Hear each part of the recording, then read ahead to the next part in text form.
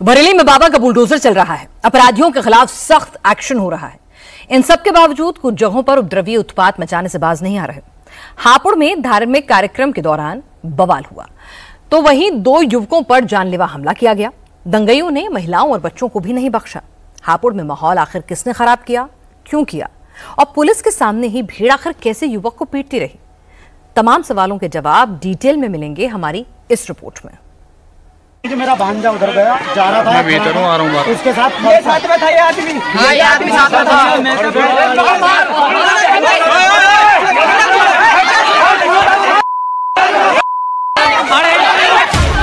Bike पर बैठे शख्स को लोगों की भीड़ बुरी तरह से पीट रही है। मौके पर पुलिसकर्मी भी मौजूद है। बीच बचाव की कोशिश होती है लेकिन भीड़ कुछ भी सुनने को तैयार नहीं। बवाल की खबर मिलते ही दूसरा पक्ष भी मौके पर आ गया, जिसके बाद जमकर पत्थरबाजी की गई। आरोपियों ने महिलाओं को भी नहीं बख्शा, उनके साथ भी बदसलूकी की गई। क्या हुआ यहाँ पे? चाप चढ़ रही है 11-12 चाप। फिर क्या हुआ यहाँ? फिर भैया 2 लेडीज आई, 2 लेडीज बाथरूम करने गई उठ के, मुसलमान के 3-4 लोंडे उन्होंने पर को खींच रहे। मेरे बच्चे ने देख लिया तो उसको खोपड़ा हाथ से मार दिया। तस्वीरें यूपी के हापुड़ की है, जहां धार्मिक आयोजन के दौरान 2 समुदायों में बवाल हो गया। बवाल की शुरुआत मामूली बहस से हुई, जो मारपीट और तोड़फोड़ में बदल गई। मारपीट में कई लोग घायल हुए हैं। मारपीट का आरोप मुस्लिम पक्ष के एक दबंग पर है, जिसने एक युवक के साथ मारपीट की। मौके पर पुलिस पहुंची तो पुलिस के सामने ही दोनों पक्ष मारपीट करने लगे।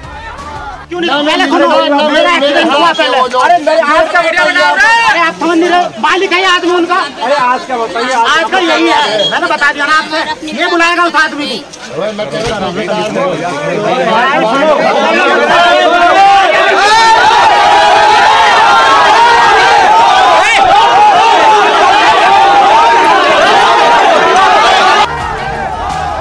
पुलिस बीच बचाव करती रही लेकिन हंगामा जारी रहा। हालात को कंट्रोल करने के लिए कई थानों की पुलिस को मौके पर बुलाना पड़ा। पुलिस ने मामले में FIR दर्ज कर ली है और एक आरोपी को हिरासत में लिया है। अब आपको बताते हैं कि ये विवाद शुरू कैसे हुआ। दरअसल हापुड़ के एक गांव में धार्मिक प्रोग्राम चल रहा था। इस दौरान एक युवक शौच के लिए प्रभात फेरी से बाहर आया। दूसरे समुदाय के एक युवक ने उसे शौच करने से रोका, जिससे दोनों में कहासुनी हो गई और मामला कम्युनल क्लैश में बदल गया। ग्रामीणों ने शुरुआत में दोनों पक्षों के बीच समझौता करा दिया था। हालांकि कुछ देर बाद एक समुदाय के युवक ने अपने साथियों को बुला लिया। आरोप है कि विरोध करने पर पथराव और मारपीट शुरू कर दी।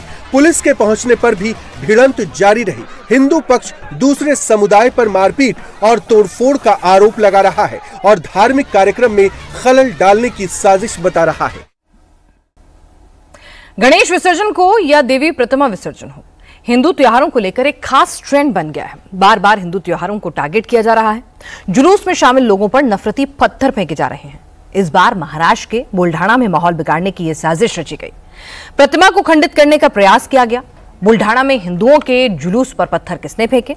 उपद्रवियों के अटैक के बाद बुल्ढाना में आज क्या हालात हैं, ग्राउंड जीरो से ये रिपोर्ट देखिए।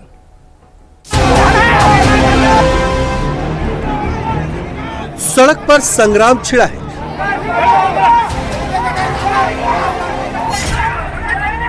दो गुटों के बीच जमकर पत्थर चल रहे हैं।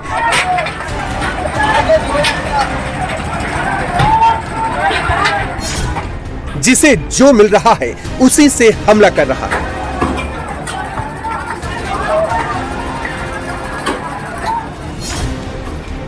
दिन की ये तस्वीरें बता रही हैं कि बीती रात का बवाल कितना भीषण रहा होगा।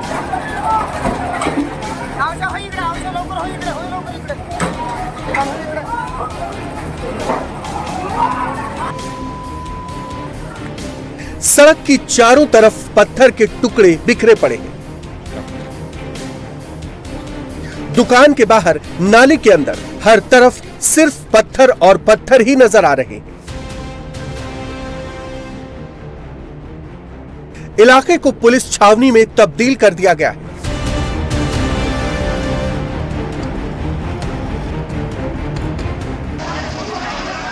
तस्वीरें महाराष्ट्र के बुल्ढाना की हैं। यहाँ भी हिंदू त्योहार को टारगेट किया गया।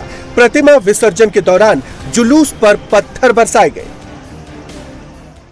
इस दौरान दोनों गुटों की तरफ से एक दूसरे पर ईंट पत्थरों से हमले किए गए। हिंदू पक्ष का आरोप है कि मुस्लिम पक्ष के लोगों ने विसर्जन जुलूस पर हमला किया। पथराव में 20 से 25 लोग घायल भी हो गए।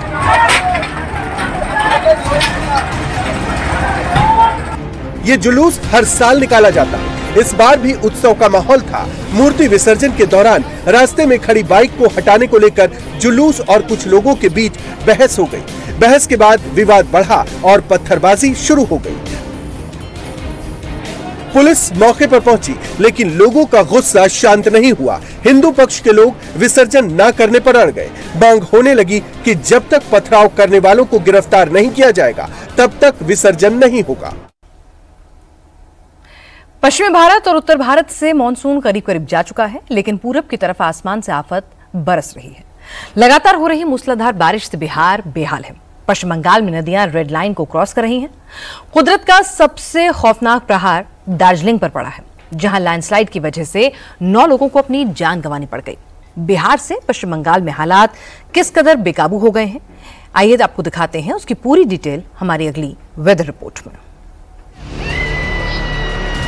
चंद सेकंड्स में पानी में समा गया मकान।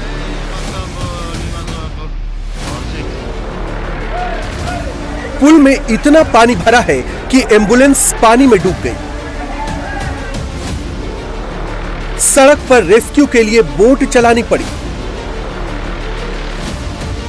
पूरा इलाका बरसाती पानी से जलमग्न हो गया।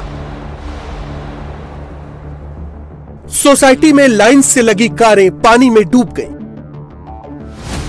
ट्रक आधा पानी में डूबकर बंद हो गया। अक्टूबर शुरू हो गया है, लेकिन अभी भी मानसून का प्रहार रुकने का नाम नहीं ले रहा। पहाड़ हो या मैदान, हर जगह तबाही मची हुई है। मैदानों में जहां बाढ़ ने हालात खराब कर दिए हैं, तो पहाड़ों पर लगातार लैंडस्लाइड से सिचुएशन आउट ऑफ कंट्रोल हो रही है। सबसे पहले आपको पश्चिम बंगाल के दार्जिलिंग की भयावह तस्वीरें दिखाते हैं। लगातार बारिश से पहाड़ियां तबाह हो रही हैं। मिरिक के पास नदी के किनारे बना एक घर लैंडस्लाइड की चपेट में आ गया। देखते ही देखते ये हरा मकान भरभरा कर गिर गया। 2 लोगों की मौत मौके पर ही हो गई। दार्जिलिंग के कई इलाकों में भूस्खलन हुआ है। मिरिक में एक बिल्डिंग कोलैप्स कर गई है। स्थानीय प्रशासन और डिजास्टर मैनेजमेंट के लोग मिलकर रेस्क्यू ऑपरेशन चला रहे हैं। दार्जिलिंग में कल शाम से लगातार हो रही बारिश से काफी नुकसान का सामना करना पड़ रहा है। दार्जिलिंग के अलग अलग इलाकों में लैंडस्लाइड होने से कुल 9 लोगों ने अपनी जान गंवा दी। वहीं 2 लोग अब भी लापता हैं। बालासन नदी पर बना लोहे का पुल का एक बड़ा हिस्सा क्षतिग्रस्त हो गया है। ब्रिज नदी के पानी से ढह गया है। ये पुल सिलीगुड़ी और मिरिक को जोड़ता था, लेकिन अब संपर्क टूट चुका है। कलिम्पोंग में लगातार बारिश की वजह से तीस्ता नदी का जलस्तर बढ़ गया है और ये पानी राष्ट्रीय राजमार्ग 10 पर आ गया है। तीस्ता नदी का पानी सड़क पर आने से सिलीगुड़ी और सिक्किम को जोड़ने वाली सड़क पूरी तरह से ठप पड़ गई है। भूस्खलन की वजह से सिलीगुड़ी से दार्जिलिंग जाने वाला रास्ता भी आंशिक रूप से बंद कर दिया गया है, जिससे इनके बीच संपर्क लगभग टूट चुका है।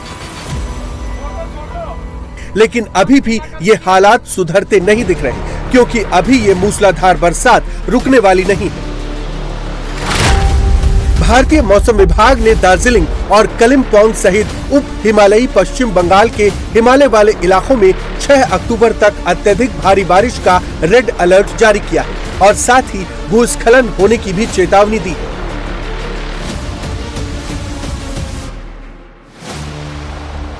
अब तस्वीरें बिहार की। यहाँ तो लगभग हर जिला मूसलाधार बारिश की चपेट में आ चुका है। गोपालगंज से लेकर मुजफ्फरपुर हर इलाका जलमग्न दिखाई दे रहा है।